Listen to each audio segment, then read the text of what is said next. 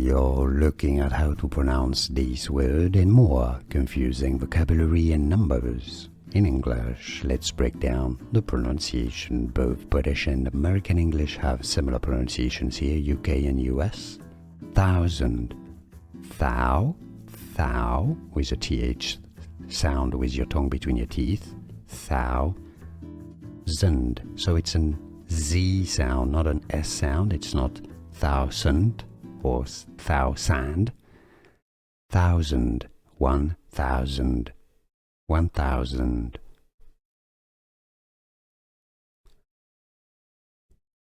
We are looking at how to pronounce this word and more confusing vocabulary and numbers. In English, let's break down the pronunciation. Both British and American English have similar pronunciations here, UK and US.